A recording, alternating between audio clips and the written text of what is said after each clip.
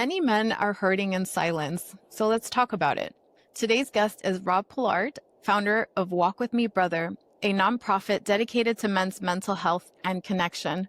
Robb has lived with bipolar disorder for the majority of his life and has turned that experience into a mission to raise awareness, break the stigma, and remind men that they are not alone in their struggles. In April 2026, so next year, as of the time that this is being recorded, Robb will begin a 3,600-mile walk across America, a journey meant to spark conversation, inspire healing, and build community one literal step at a time. Through his work and his walk, Robb reinforces the fact that vulnerability can be a strength. And I'm so excited to get into this conversation. Robb, welcome to Grief and Light. Well, thank you for having me, Nina. Great to be here. It's an honor to have you here. And we were just talking before that I connected through you, through your podcast, which I found an interesting concept, first of all, because it's the Walk With Me podcast. Maybe share with listeners why that concept in particular. Yeah, it's relatively new, a lot newer than news. It's just something that I've kind of, one of those things I had an idea in the background. I want this centered around everything kind of in the mental health space, but obviously, as you know, there's so many elements to that. So everything from doctors to spouses who have suffered, students, with mental health, and students in sports, and teachers, wellness. So it's a double-edged sword. Part of me is like trying to learn as well, as much information as I can from other people. And that's, I think, what my messaging is about. It's not always about talking about your problems, but it's also who's listening, and how we're listening. So there's that side of it. And then the other side of it is it just opening up doors and conversations. So hopefully, when I've struggled years ago, and we're talking quite a while ago, there wasn't anything like this around. I mean, I grew up in England. If you had a problem, mental health problem, and you said you had a mental health problem, you would end up in like one flew in the cuckoo's nest, It was stigmatized. Yeah, 100%. Britain has always been light years behind that in that sense. It's moved on and it's evolved. And I think it's done, the last 10 years have been incredible with, unfortunately, it's been incredible because of how many people have suffered from it and how many lives have been lost through it. So what my messaging really is that we don't have to close the door. There are other doors that we can open. You can hit rock bottom and you can come back from this. You can come back from darkness. And I think hopefully I'm living proof of that. Absolutely. And thank you for sharing that. And so the audience gets to know a bit about you and who is Robb, aside that, you're originally from England, which I appreciate you sharing because it is true. There's a cultural component to how these conversations, how openly they're embraced or not, depending on the culture that you come from. But take us back to little Robb. Who was young Robb? And when did he realize that he was carrying something heavy that maybe others didn't quite see? It wasn't obvious to others. Little Robb was happy Robb. Like little Robb was very confident Robb. I was a younger brother. I was always the more confident brother. My brother used to ask me to walk the local shop with him, which was literally 100 meters away.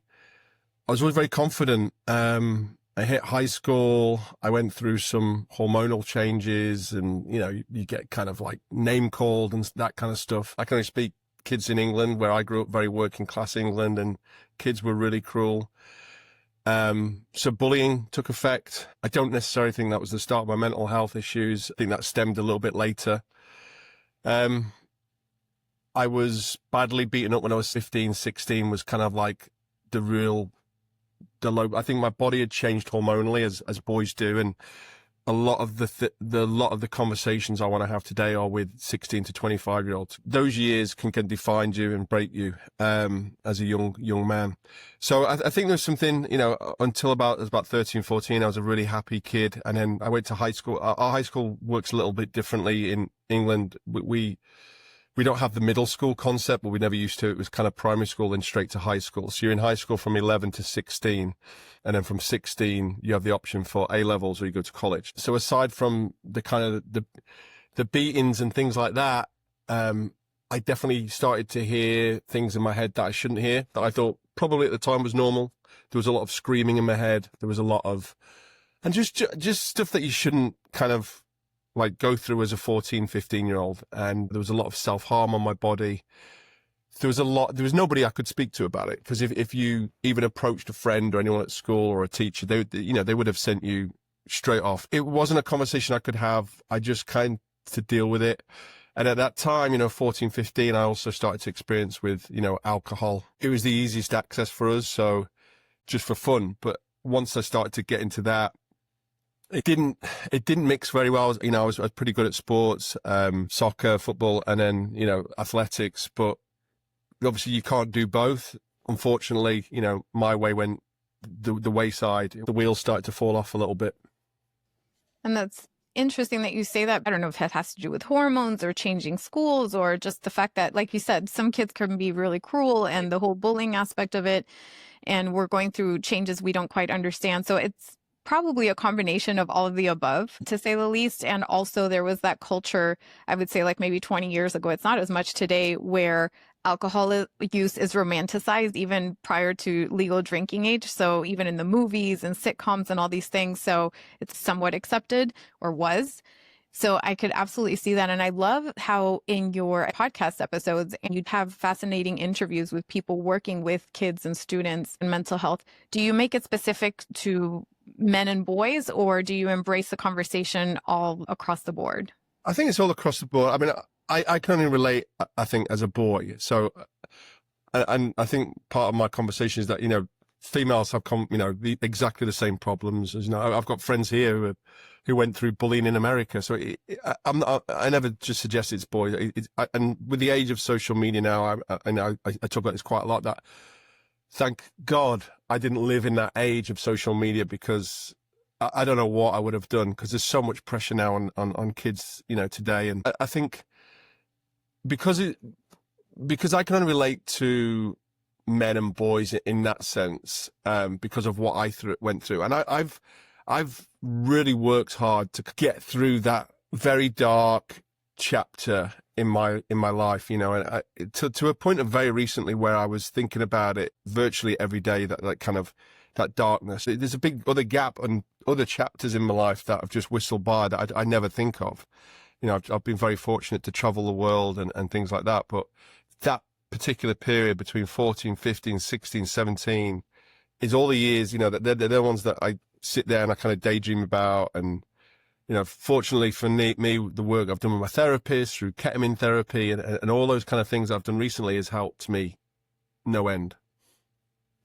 And when you say the darkness, right? I remember, I think it was in the conversation with Reshma, who you interviewed on your podcast as well. You talk about the darkness being almost like what you see in your mind when you're not communicating with somebody else. Could you provide a little bit more insight of what that means and how that differs from just like a sad day, your everyday kind of run-of-the-mill sad days? At what point, let's say somebody who's a teenager or even an adult, should they say, this is a little bit more than just a sad day?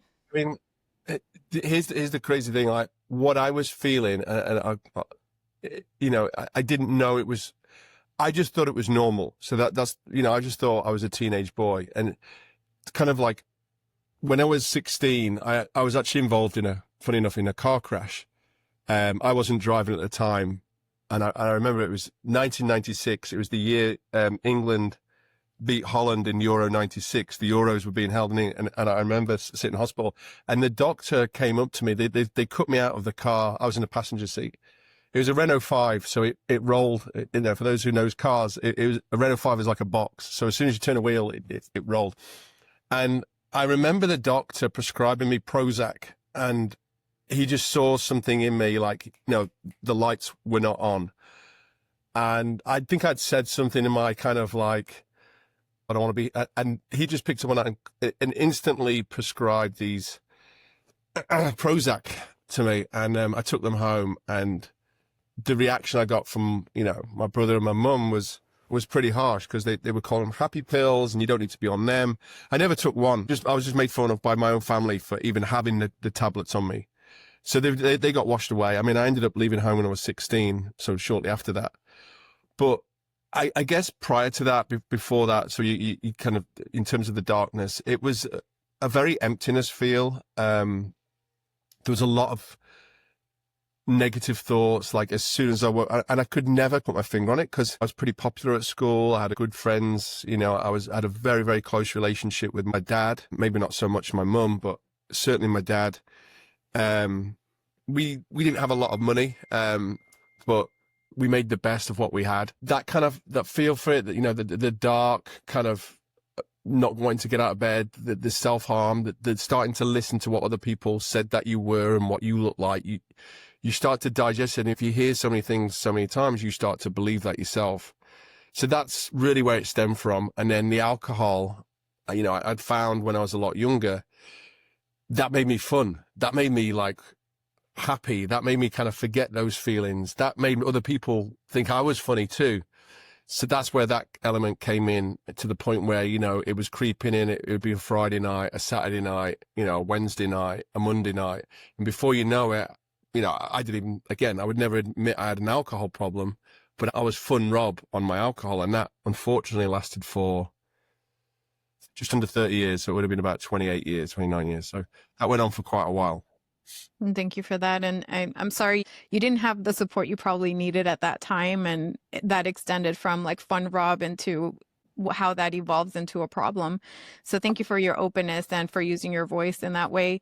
And for the listeners and anybody watching, we're recording this on October 10th. So today is World Mental Health Day. How do you define mental health literacy, and why is it important to talk about it? Well, mental health, I mean, there's so many elements to it. My circle is very small now. You know, I used to be very different. But even then, like mental health, it's not just one component. There's a million things that exist of mental health. Like just even breaking down what is anxiety, and what I've learned anxiety is completely different to what you know. People just say, oh, he's got anxiety, oh, he's got ADHD. And we're quick to label anything with kind of like the generic tones of it. But mental health can affect everybody, and I'm sure it affects everybody. You know, from losing your job. You know, I just heard the other day that one of my friends had been, you know, laid off, and to losing somebody. So there's many elements of mental health, and I you know, I've had, the funny thing is, since I've started this, I've had probably for every 100 amazing, favorable, lovable comments, I get that one hater who is, you know, is in my DMs, you know, just hate, like, you shouldn't talk about this, you know, you're a pussy and all this. So, and that person's probably struggling too. So there's many elements, like what's World Mental Health Day. Unfortunately, for some people, it's pretty severe. And for some people, it might only touch them once or twice in a lifetime. But I do believe it will, you know, it will happen. And it's, I think if it was physical and visible, we would all do a lot more. But because you can't see it, people hide away about it, or they try and forget about it. Or it's a hard question to answer, like what is mental health? But it's as much as your physical. I posted this today. So if you break your arm, you're going to go and put it in a cast. If you get diabetes, you're going to go and hopefully get medication for it. Now, if you've got a mental health problem, you're just told to kind of like, okay, just talk about it or deal with it. It's a big open-ended conversation, but it's something that should be tackled from very early stages, from every stage. You know, if you're having a rough day, then talk to somebody about it. Talk to somebody you trust about it. Absolutely.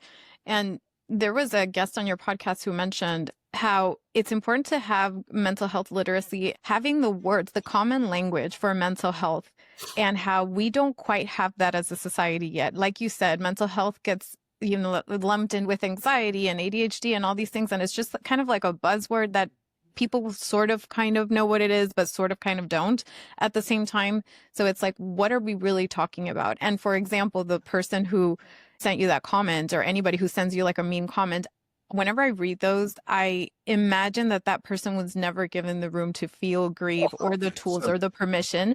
And they probably have been like shamed and harassed their whole life. And then that kind of spills onto other people.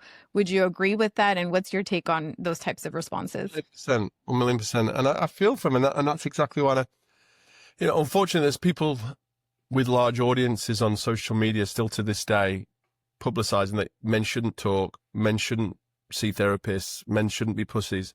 So, you know, and that's hitting, unfortunately, an age group that is dear to me, which is that 16 to 25-year-olds. You're told to make loads of money. You're told to do it. But you need these gurus and these, I'm not even going to call them influencers. These are people with large mouths and large social media followings.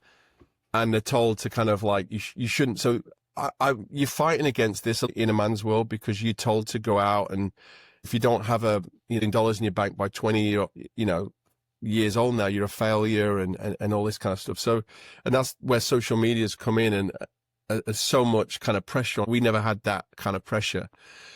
What I'm struggling with right now is getting the message to people where they are able to, men specifically, young men, even my generation and above, just to open up. Part of what I'm trying to do here is, number one, you need the resources. So not everybody has those resources. So that's my big fight here in America, is you've got to pay for it, or you've got to have insurance, which honestly disgusts me a little bit.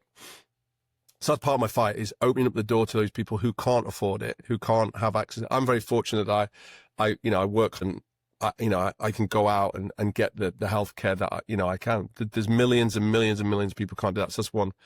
The second thing is, some people just don't have anybody to talk to. And that's when I interviewed Ross, recently, as a wellness director. That's somebody that I think is, wow, he's an amazing job, because he's in a classroom with these kids every day. We need more of that. We need more Rosses in the world, in the classrooms, for sure.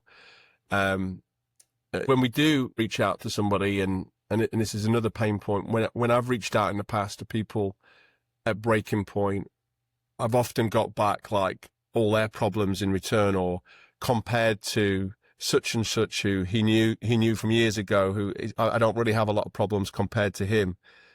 That's not the way to have a conversation. So sometimes with guys, all you need is just like those ones who are actually listening to you. So that's another thing that I'm trying to just change the way. It's not just changing the way we ask for help, it's changing the way we listen as well, because we can keep talking and talking and talking, like talk about it, open up, but who's listening? So who is actually listening to you? Because there's not many people who will actually sit there and say, I got you, because we're all focusing on our own problems, or a sibling, or partners or spouses. When you've got a friend who calls you at 10 p.m., and I've been prone to this years gone by, I've not answered it because I've got my own stuff going on, not to knowing that person who called me was in desperate need. So it's like, it's just as a society. So how are we trying to change culturally? So there's a couple of elements there, the access to it, the real professional help, which I always advise everybody to go and do, even friends, when they say, yeah, and I get people commenting me on Instagram, and I just say, hey, get professional help. That's what I did. So I can only practice what I preach. I went out and I saw therapists and psychiatrists and you name it. The second is, obviously, if you don't want to do that, you can't afford to do that, and you need to find somebody that you can trust. And that person that you trust isn't going to go and tell other people so you just finding that in today's side, it is pretty hard.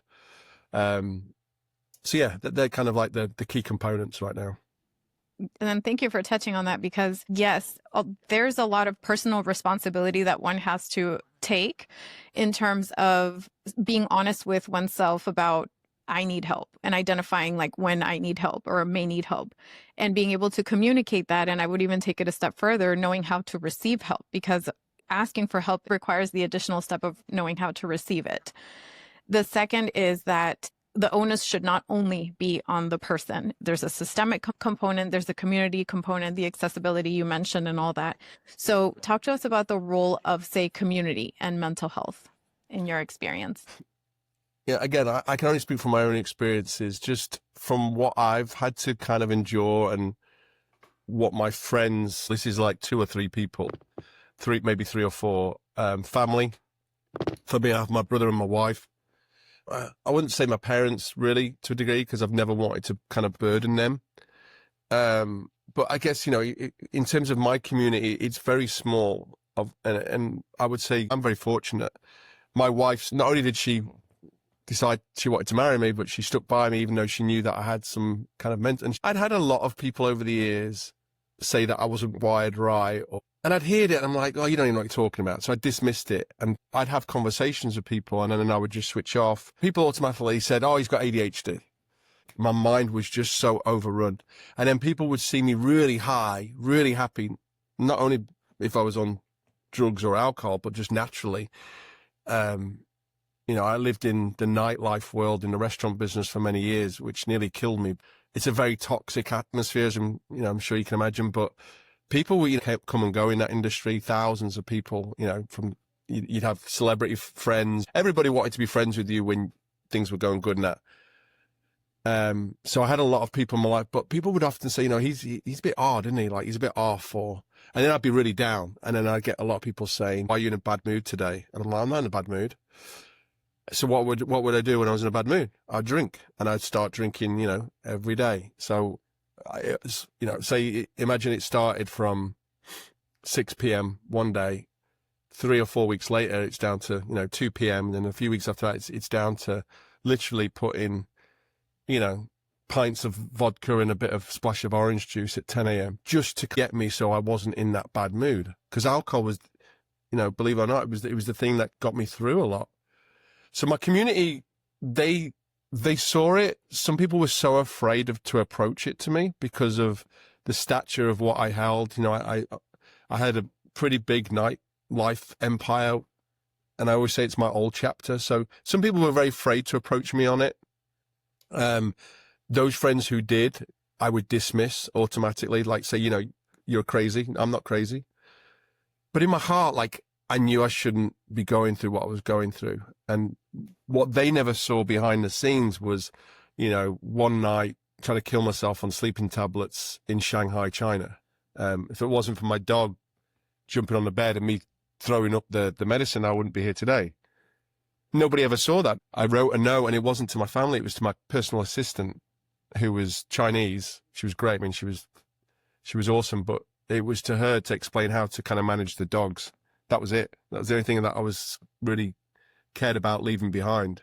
But when that dog jumped on the bed, I couldn't do it. So when I met my wife, a couple of months into the relationship, she just approached it differently. And I actually listened to her, and she said, has anybody ever said that, like, maybe you've got like some issues? I don't, yeah, what do you mean? And she just said, I think maybe you need to go and see a doctor. And that was the first thing, because I actually listened to her because I loved her. This is before we were married.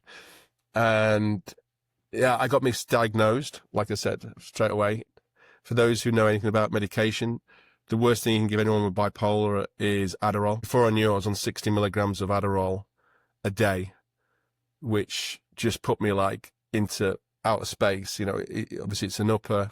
My downers with the bipolar was just, and then I went through the worst. I would say, like, from 2018, 19, we got married in 2019, 20, to COVID were the worst, darkest years, because I was all over the place. And on top of Adderall, there was the alcohol. And then because of the alcohol, there was the substance abuse. So I was getting through all these different layers just by chucking everything I could to be happy. And at the same time, scared that if I said what I really felt, then my wife would run for the mountains, So, yeah, I think that was the first stage, the misdiagnosed. And that was probably the part that put me over the edge, because for those people who take medications will understand that when you get given by the psychiatrist your medication, you've got to go with the lowest dosage, and then you've got to see how your body does, and then he'll slowly put it up, and then so it's a very frustrating 3 or 4 months, because unfortunately there is no magic pill. Some of those pills have side effects on you. Some of those I put on significant weight gain, even though I was working out every day. Some of those give me like really bad facial spots. It affects everybody different. Some of them just didn't work. So I went through every prescription drug, I think, for bipolar, everything from lithium, Zoloft, Lamictal, Lexapro, you name it. Trintellix, you name it. I've had it. So my community has always been very small. It's been really my wife of recent years, but I think the burden that I've put on her over those years was just too heavy. And I guess it came to kind of a head probably about a year ago, to the point where our marriage was not doing great. And she just said, basically, you've got to do something. Like, I came up, the first 2 weeks I came off my medication, I was like, I wasn't on anything, but it was imagine that I was on like the happiest pill you can ever imagine. I was flying because of my bipolar, and then I crashed, and then, then you go dark. So yeah, but my community has always been very small, but I'm very fortunate I've had my wife who stood by me and helped me. Well, first of all, I'm glad you're with us, and I'm glad your dog managed to save things in the nick of time. And I'm sorry you were there in the first place and that you felt that you needed to write that letter in the first place. Thank you for that. It is something that if we talk about in the open, there's probably more people than we realize that could relate to that. And I just want to shed a light on these conversations because it bridges the gap between what we think these moments are like maybe your friends at the time or the people around you at the time while you were in the nightlife scene and, restaurant and all this very exciting, glitzy type of scene. Yeah. I'm sure it was really fun externally. And also they, like you said, they didn't see the behind the scenes and everything. And your wife sounds amazing. And I'm glad that you have that support because sometimes we don't need a lot of people. We need the right people next to us and with us. And that sounds like it's really important. And people who speak to us with clarity and honesty and cut through the BS that we sometimes tell ourselves. And let me ask you, besides your wife asking those questions, was there anything that was helpful to you? Could somebody have reached you in a different way, or was it just like a timing thing? And I ask because my brother struggled with similar things. When you said about the weight gain, that transition between, okay, I need to get help, let me get on these medications to sustain me, and then get on my whatever new normal that looks like, that is a process. And I'm not a therapist or a medical person, disclaimer here, like this is not medical advice of any kind. I just know through seeing and through conversations with people that there needs to be an on and off ramp or some management schedule, and it has to be closely monitored. A lot of questions there, but one of them is what could have reached you at that point, if anything? And then have you managed, or are you currently managing that off ramp or that way to not have to be on so many medications perhaps? So I've gone through a couple of psychiatrists, and I think therapy is a bit like dating. So you've got to find your right match, right? So, and that's one thing my wife and to some credit, like my other friends, they'll say, I've tried therapy, it doesn't work for me. And I think it's just fine. I had a couple of therapists that just did, we just didn't gel well. I remember the first therapist, lovely lady, but we didn't gel like I do with my therapist now. But to her credit, she was the first person who said, you have bipolar. She said, I deal with, she specialized in mainly veterans, but she was all about me going to like a sit down with vets and other people with bipolar, which I just did not want. And she kept pushing me for that to the point where I can't do this anymore. But she was the first person who said, I think you've got bipolar, like as a professional opinion. If I thought about anybody with bipolar, growing up, I would think they were crazy, So I think she was the first person, and then that translated to a different psychiatrist I went to see. And then between them, they spoke and they formulated a plan for me. And I kind of put then all my eggs in the basket that, okay, they've found a cure. So at the same time, when all this is going on, I've always looked for like a reason why I am like I am. So when I got rear-ended in just a typical LA car accident, and when they did a scan of me, they found that I had a pituitary tumor.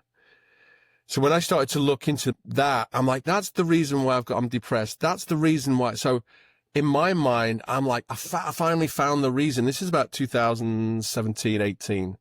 So again, I put all my reasoning, just the logic that I had at that time, is that's the reason. Cut it out of me or treat that, because and then I'll be happy. Of course, that wasn't the case at all. These are quite common things that just kind of sit there in your head. But I'm reliant that was the issue for about 6 months. Then when I got told I was, bipolar, about 6 months, a year later, the first time they gave me medication, I thought the next day I was going to wake up happy. And it's not the case. It's a very frustrating period because it's like a Band-Aid, right? The medication, and it's one of the things I'm up against in what my message is. I'm up against, the pharmaceutical industry, which is $1 trillion business. And I do believe, with some people it helps people. I'm big for it. But for me, it just did not work, the prescription drugs, because I was just throwing try this, try this, try this. And like you say, I would have to wait then 2 months to go and see my psychiatrist to check in with him. And then we enter a world of COVID where it wasn't even 2 months, it was 3 months. And it was a 15-minute conversation, which he was 5 minutes late for because he's inundated with, you know, his clients, that I'm on a portal like this. And then I'm locked away during COVID. So yeah, that whole period was just, I just wish we could do things a little bit differently. I still think we're a little bit in the dark ages there with some of the stuff. I agree. There's a long way to go, but I trust that we will get there, hopefully sooner than later. And just mental health in general, with the way that it's talked about with men, or the way that it's internalized for men.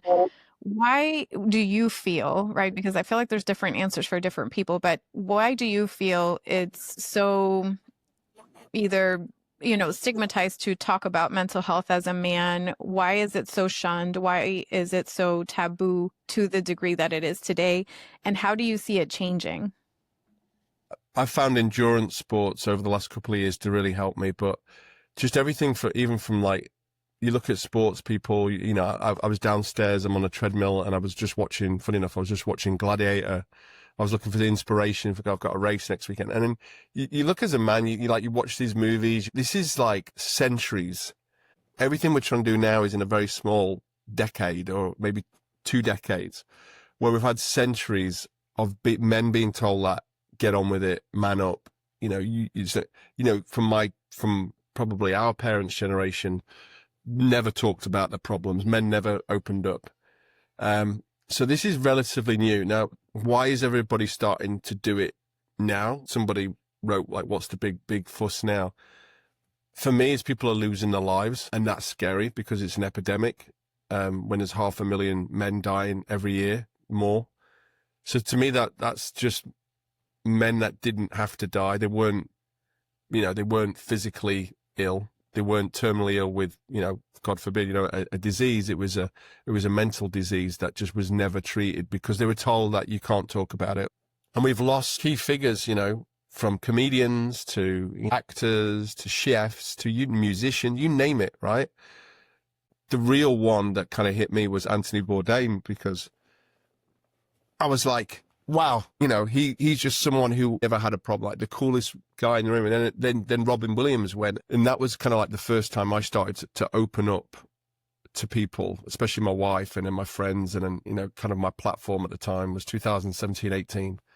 And that was kind of like the first part. But then I had to go through hell again and not talk about it for a few years and just deal with it until recently. Unfortunately, I think we've had generations, centuries as men to be told. So this is all really new. Like, the way we think is new. And I'm only harping on about it because I don't want people to lose their dad or their brother anymore. So it's just like, what can I do? And I had the last roll of my dice. The last roll, and that was, for me, was ketamine infusion therapy. And I'm not saying this works for everyone, as a disclaimer, but that saved me because I tried everything else. Like, there was no more doors to try, you know, from therapy to prescription drugs to hard drugs to alcohol. And I've got 2 kids now, so I'm like, there has to be something else. And unfortunately, my therapist had mentioned it, my wife mentioned it, and of course I dismissed it for 6 months because I've heard all this before. I've tried all this before. And then there's the added expense that this is not something that's covered by my insurance. This is a $3,000 cost. Fortunately, that cost is not upfront for me, but it was paid over a monthly. But for me, that was the shake of the dice. Thank you for sharing that. And for people who don't know what that is, just briefly touch on what exactly that is. And disclaimer, this is not an endorsement. Do your own research. It's not for everybody. So want to be clear, because it is a controversial topic in treatment and not fully embraced by everybody. But I do want to share your experience about what is it and how did it help you? Everybody's different, right? I think what's revolutionary about this is the science behind it. And I'm a very impulsive person. You know, I'll book a trip for me and my wife. You know, I'm just kind of like that, more spontaneous. She's like, what have you done now? I've got 1,000 business ideas every day. I'll say to my wife every day, but with the ketamine thing, I knew in my heart of hearts there was so much pressure for it to succeed that I had to go in like 1,000,000% with it. So I did my research. That was the first thing. And I did 6 months of research on it. And, you know, I looked into everything. There's kind of ways you can take it, you know, through tablets and things like that. But there wasn't a lot of information out there. There wasn't a lot of YouTube videos out there. And some of it's, I don't know if it's censored or doctored or whatever. But I did find a clinic here, and there's a lot in LA, so we're pretty fortunate here. But I did find one here. I did all the basics, look at Yelp and Google reviews and all that. There's a lot of good reviews, but I found the one here, and I like clicking with my therapist. I clicked with the doctor there. He was actually on my first episode of Walk With Me Brother. But I think what really got me, it wasn't really him. It was the science that I couldn't argue with about. One of the things that he said to me on our very first phone call is like, we're not born depressed as people. We're not born as a kid. And one of the first questions you asked me, I was a very happy kid. I was a really happy, like 7, 8, 9, 10-year-old. I was just always fun. If you look at photographs of me now, and I was always smiling. Like, so I knew deep down I wasn't born disfigured. I wasn't born with this issue. And God forbid that, you know, there's kids out there that go through hell. And I was very fortunate, but something happened. And I think you've kind of triggered that with like 14, 15, 16, 17, something happened in there. And you get those comments, I'm not wired correctly. There's a chemical imbalance. So, I did my research, like the medication's not working. So what else can there be? There has to be something that can help rewire that. And I was this close to going to the electroshock thing, you know, where you have to go in every day so I was that desperate. That's how desperate I was. And I wanted to do it because I wanted to come off alcohol. I wanted to come off substance abuse. I wanted to be a good dad. You know, I wanted to be an example.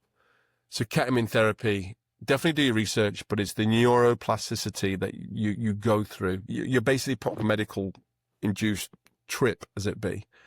It's disassociations, hence the crazy shapes that, you know, I see people coming back from the dead in talking to me, and you go through so much in that like little 45-minute, and, you know, the doctor's checking in on you, the nurse is checking on you, you're monitored on camera, and you kind of just lay there for 45 minutes, an hour. And, you know, the average, I believe, is 6 sessions. I did 13. And I've just recently had 2 kind of booster sessions, which is all included in my yearly plan. That's what works for me. I started to kind of feel a difference, I would probably say by session 3.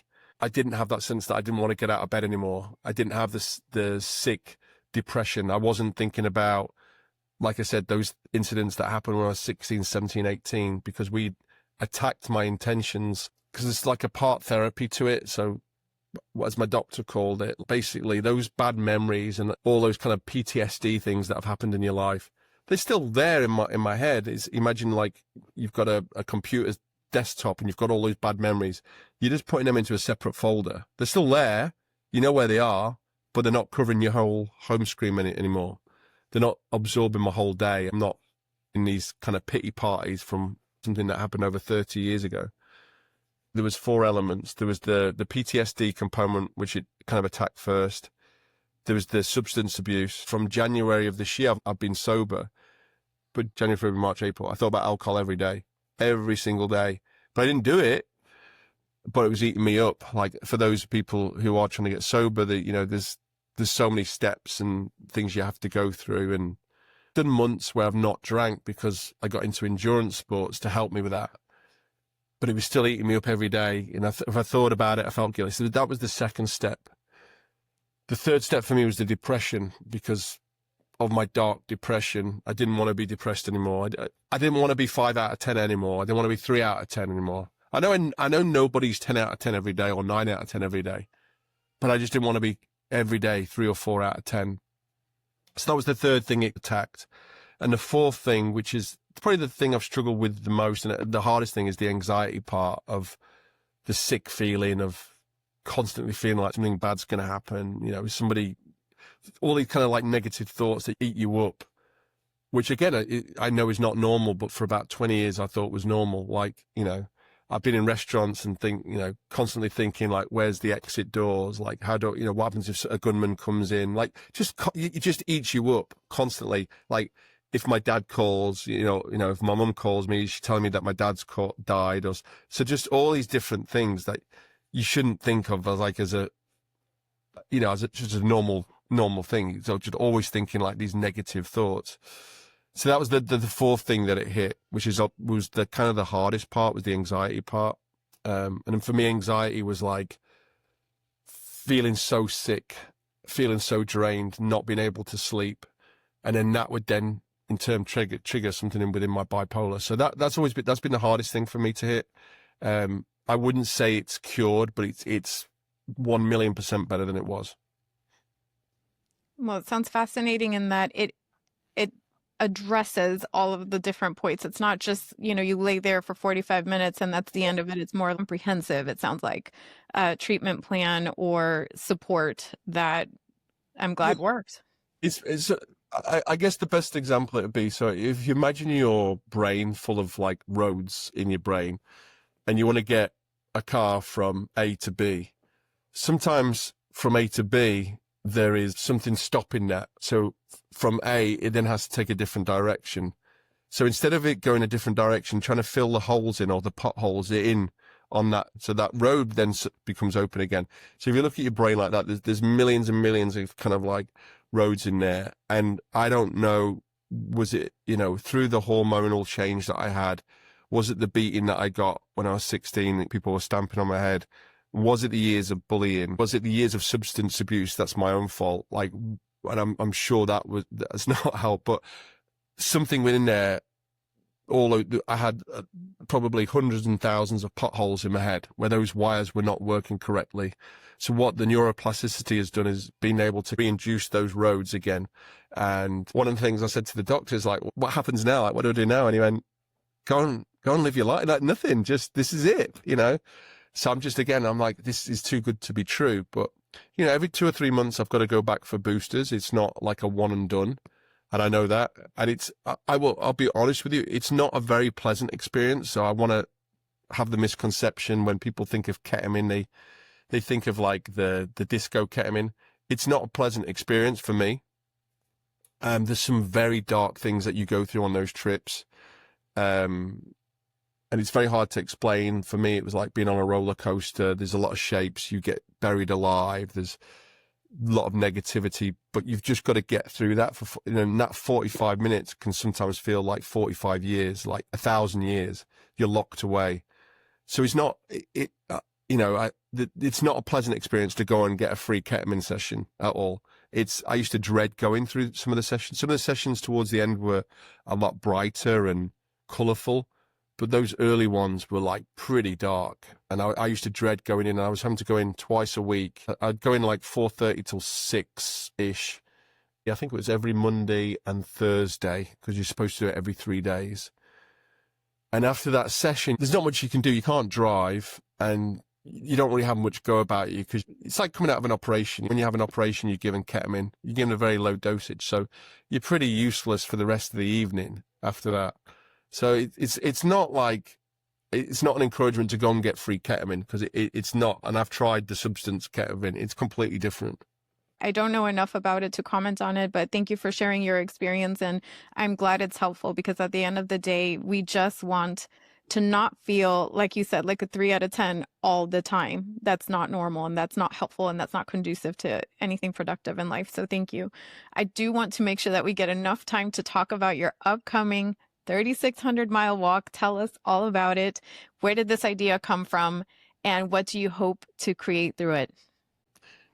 That's a great question. If you revert back, I've had great businesses, ideas. I'm a pretty creative person. And I have ideas and my wife will just shake her head like, oh God, not another one. So where did it come from? There's 2 parts to this. There's the first part of my faith, which is something that's pretty new to me. Now, when you're dark, and you are below rock bottom. And I think, to be suicidal, I think you have to go probably like 30 floors below rock bottom to be suicidal, to want to end your life. And I didn't want to end my life because I didn't, I wanted to die. I just didn't want to be in pain anymore. I actually, I enjoy living. I love walking outside. I love seeing nature. I love being with my family. So I think people who are suicidal, from my experience of being suicidal, it's not because I want to end my life and die. I just didn't want to be in that pain anymore. And I didn't want to burden other people. You just constantly feel like you're a dark cloud in everyone's day. So that's why people effectively lie. They'll say they're fine and they're not, because they don't want to put a burden on you. You'd say to me, oh God, I don't want to speak to Rob because he's always got this dark cloud. So, and that was the effect that I think I was having on some people, unless I drink and do drugs. You drink and do drugs, you have this guilt and shame that you carry with you, which makes it even worse. You just become so much hatred and self-loathe. So, and you couldn't go on. So for the first time in my life, I think since my nana died, I prayed, and I prayed for days, and I prayed for nights, and I prayed, just not really asking for anything. I didn't even believe that, I am a Christian, but, I wasn't somebody who read the Bible or probably like full proper Christian, but I did pray, and I didn't have anything else. I sat in my bathroom and I prayed and prayed, and I don't know if it's called luck. I don't care if it's called evolution. You always look at the signs. So the praying led me to the ketamine therapy, and it led me to a point where I believed that there was something out there where somebody was watching over me and helped me. So I did the therapy. I don't know. My wife had mentioned it, as I said. My therapist had mentioned, but there was something bigger than that inside me that had led me to that. Go and try the ketamine therapy. That had led me to do that. And I believe, like, through my praying and through asking for help and just leading me there. Anyway, so we went through the ketamine therapy. I did my first session of ketamine therapy. I visualized myself and I was running. I do endurance sports, and I felt that a letter that I'd wrote to my family prior to my ketamine therapy, of me becoming open and clean with everything that had gone on. I admitted I was an alcoholic. I admitted I had mental health problems. And I thought that me doing some of these endurance sports would make me feel proud. So, like, hearing the words, "You're an Ironman," you know what I thought? I thought, it's all right. So what? It didn't do nothing for me. So there's that element as well. Like, I wanted to do something where it was way bigger than me, that I could actually feel proud of myself. So during this first ketamine therapy, I just saw myself running. And people always say, well, I like Forrest Gump. And I went, no, it's like a bit different to that. I was definitely running, and I've always had this goal and dream of seeing America. So I came out the first therapy and I thought, well, how many people have run across America? And that was the first question I had. There's like a 15-minute space when you're coming round after the ketamine therapy.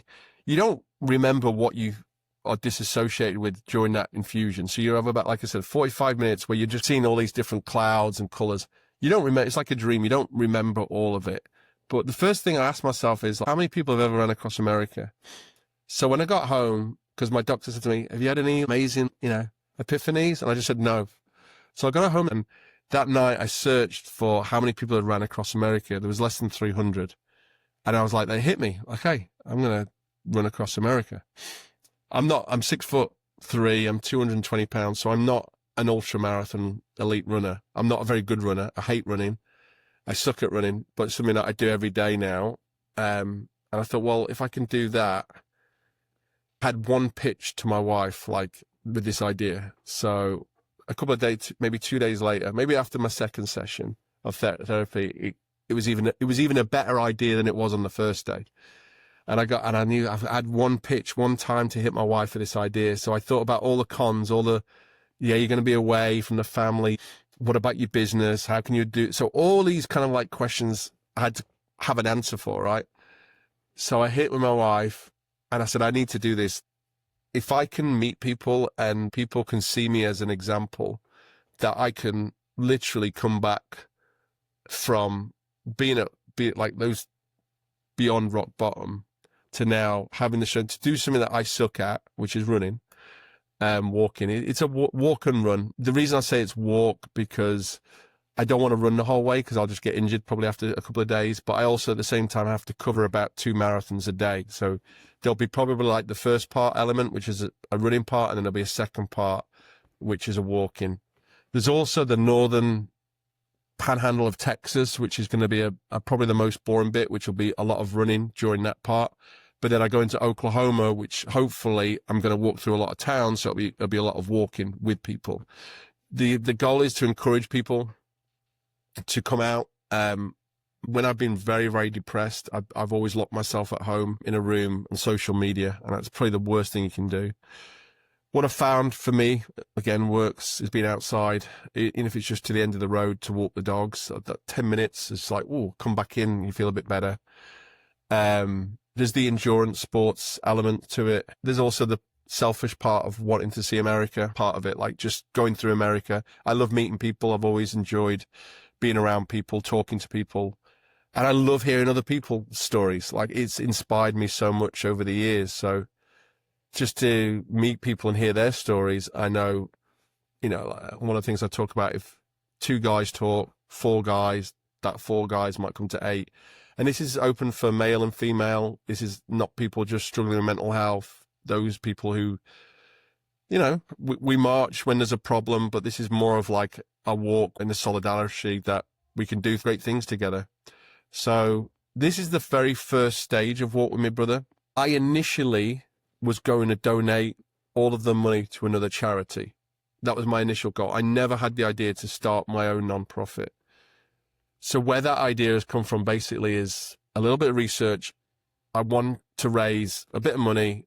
I thought if I raise $100,000, I'll donate it to a charity. And I've donated to charities, NOMI and things like that in the past, Movember, all those, kind of mental health.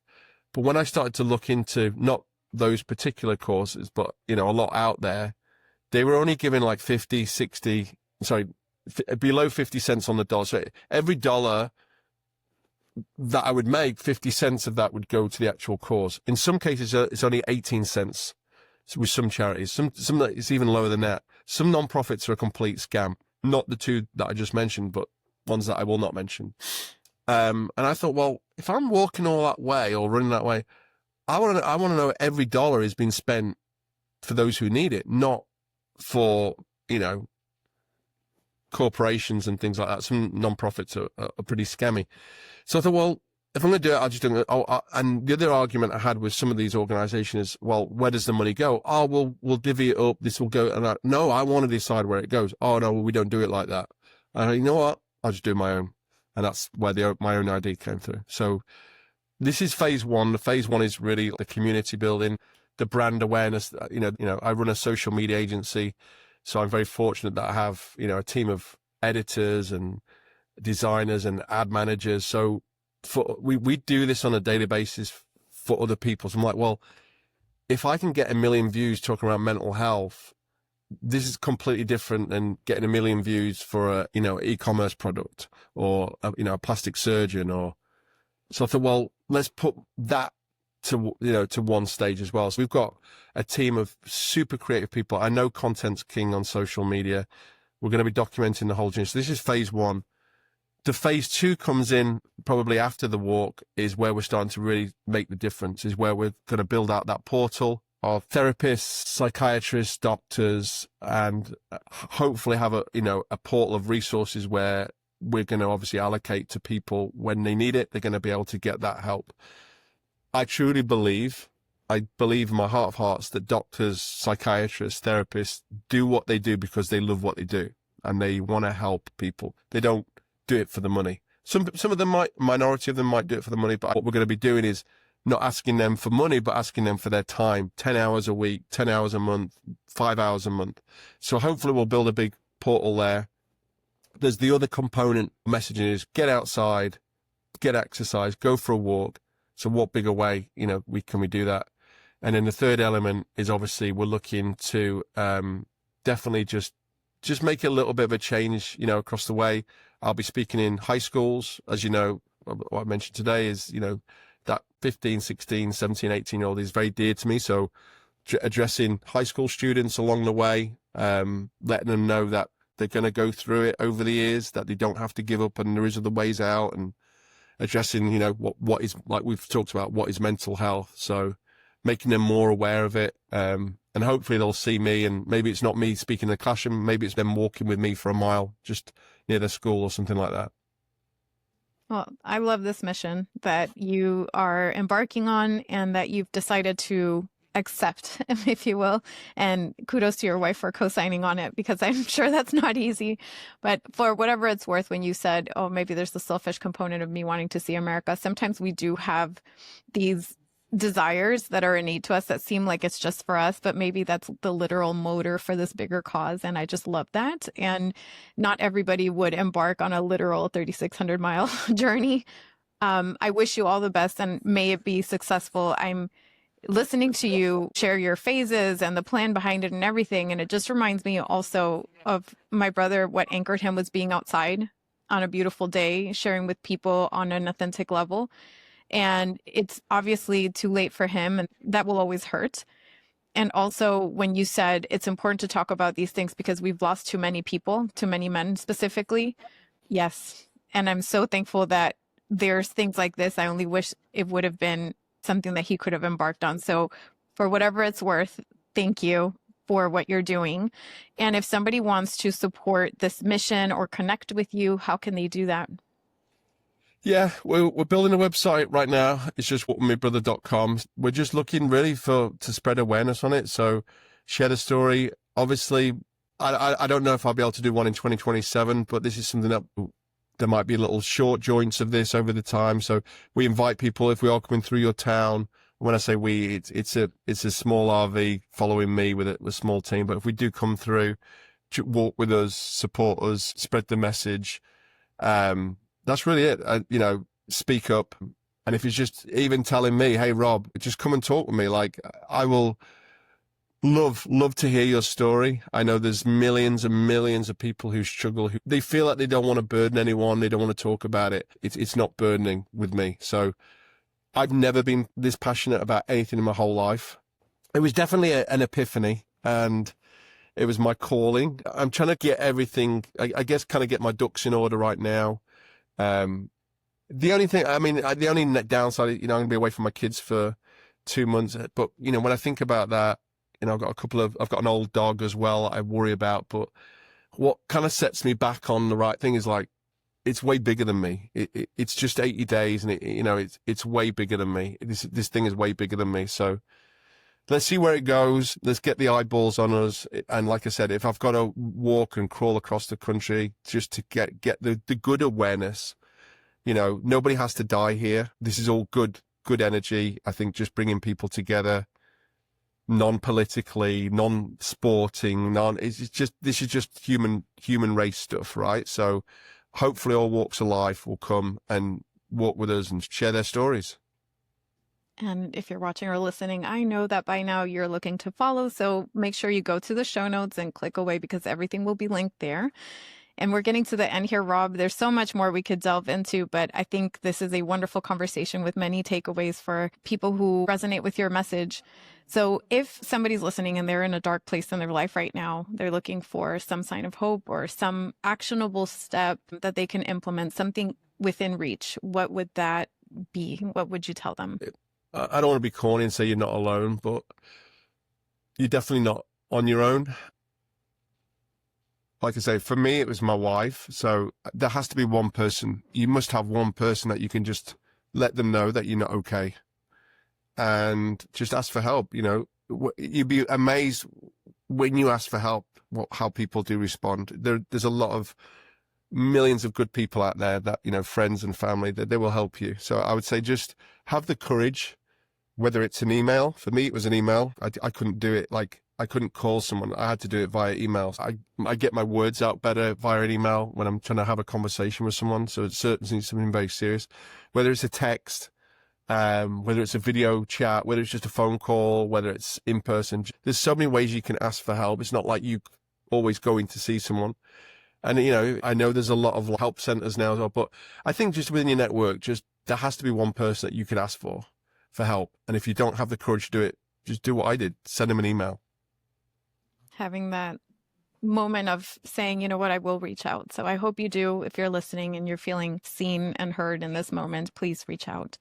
There's always that one person at least. Yep. And so close our eyes for a moment. Imagine you have made it the 3,600 miles and it has been beyond your wildest dreams. This is amazing. You did it.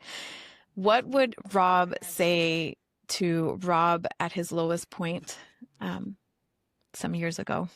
What would Robb say? For me, mental pain is I'd rather have physical pain than mental pain. You know, I think I've had broken bones and I've had cuts and gashes and all those kind of stuff. But mental pain, I think, is something that no one should ever go through, especially those kind of like younger men, anybody in particular. But I'd probably say to him, like, it will get better. Don't give up. Pray. If you're not religious, then just believe. Then it will get better. I promise you it will. There is another way out. That's what I'd say to Robb. I'd say, Robb, there's another way out. There's another way out. Don't kill yourself. Don't abuse yourself. Don't put yourself through that. And I'd actually say that you're okay. All those names that you've called yourself is not true. It's just your mind. You're actually quite a good dude. And I'd probably say that there is another way. There is another way. Yeah.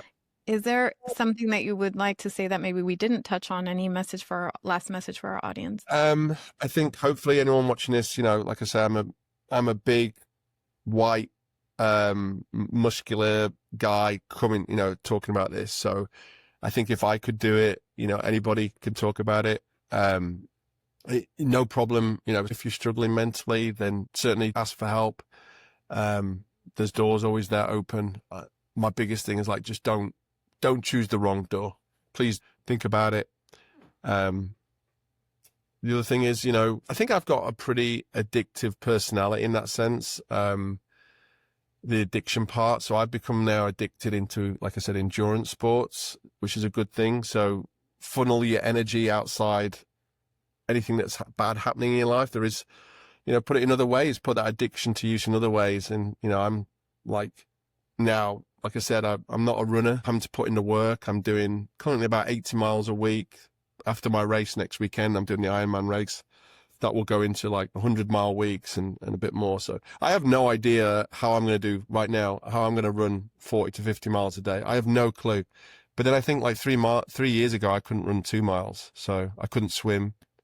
And now next weekend I'm competing in Ironman California. But it's amazing what you can do, what your body can do, and what your mind can do when it's positive.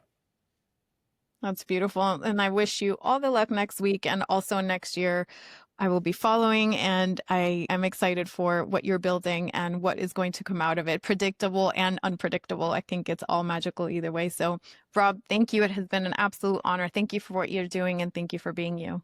We'll have to have another chat when I'm on the road next year. Absolutely. Right, absolutely. Part 2. Stay tuned for part 2.